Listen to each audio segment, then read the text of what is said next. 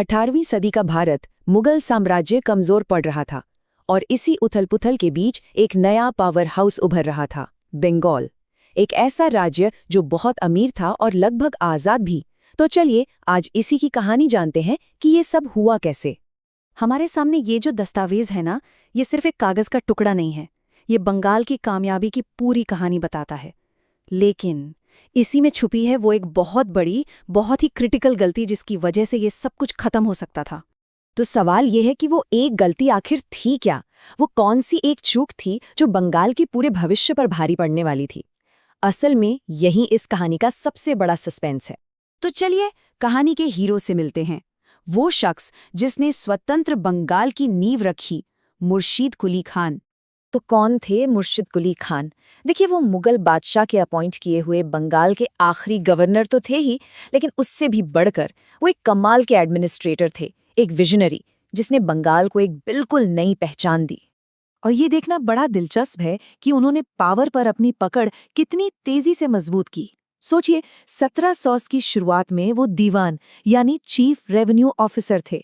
कुछ ही समय बाद डिप्टी गवर्नर बन गए और 1717 आते आते वो बंगाल के फुल फ्लेज्ड गवर्नर थे।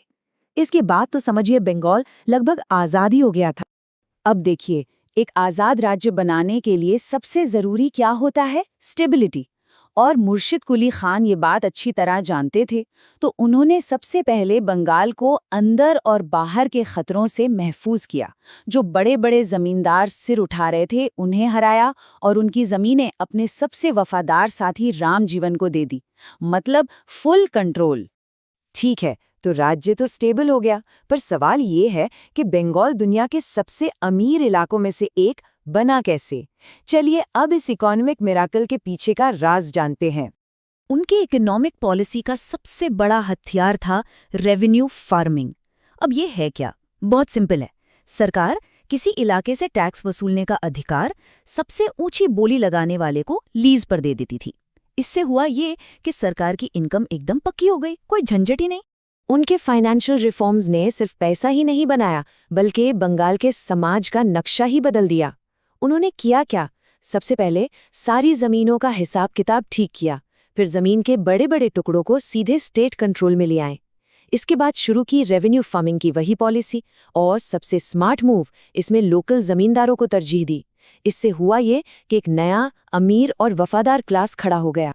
और यहाँ एक और बहुत खास बात थी, बंगाल के नवाबों ने धर्म के आधार पर कोई भेदभाव नहीं किया। हिंदू हो या मुसलमान, सबको बड़ी बड़ी सिविल और मिलिट्री पोस्ट पर बराबर के मौके दिए गए। जाहिर है, इससे राज्य की नींव और भी मजबूत हुई। तो सब कुछ एकदम सही चल रहा था, है ना? पैसा था, शांति थी, तरक्की थी। लेकिन अब कहानी में आता है वो ट्विस्ट, जहां एक छोटी सी लगने वाली भूल ने सब कुछ दांव पर लगा दिया। और ये गलती जुड़ी थी यूरोप से आए व्यापारियों के साथ उनके रिश्ते से। ऐसा नहीं था कि नवाबों को पता नहीं था कि ये यूरोपियन ट्रेडर्स क्या कर रहे हैं। अलीवर्दी खान जैसे शासक काफी स्मार्ट थे और उन्होंने इन लोगों को काबू में रखने की कोशिश भी की, लेकिन वो एक बहुत बड़ी गलत फहमी के शिकार हो गए। ये पॉइंट बहुत जरूरी है।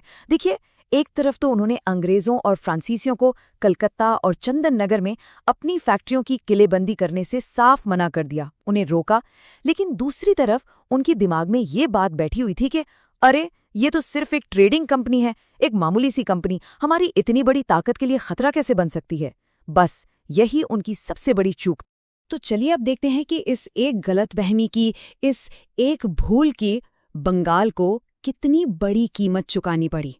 ये एक लाइन पूरी कहानी का निचोड़ है। उन्होंने एक मजबूत सेना बनाने पर ध्यान नहीं दिया और इसकी बहुत भारी कीमत चुकाई। सीधी सी बात है, उनके पास पैसा तो बहुत था, पर उसे बचाने की ताकत नहीं थी। और इस लापरवाही का नतीजा क्या हुआ? नतीजा ये हुआ कि बंगाल जैसा अमीर और खुशहाल राज्य बाहरी ताकतों के सामने बिल्कुल वल्नरेबल यानी असुरक्षित हो गया। और इस गलती की कीमत आखिरकार अलीवर्दी खान के बाद आए नवाब सिराजुद्दौला को अपनी जान देकर चुकानी पड़ी, जब उन्हें अंग्रेजों के खिलाफ जंग का ऐलान करना पड़ा। तो आखिर में सवाल यही उठता है, बंगाल के पास बेशुमार दौलत थी, इसमें कोई शक नहीं, लेकिन उस दौलत का क्या फायदा जिसकी हिफाजत करने की ताकत ही आपके पास ना हो? ये एक ऐसा सबक है जो इतिहास हमें बार बार सिखाता है।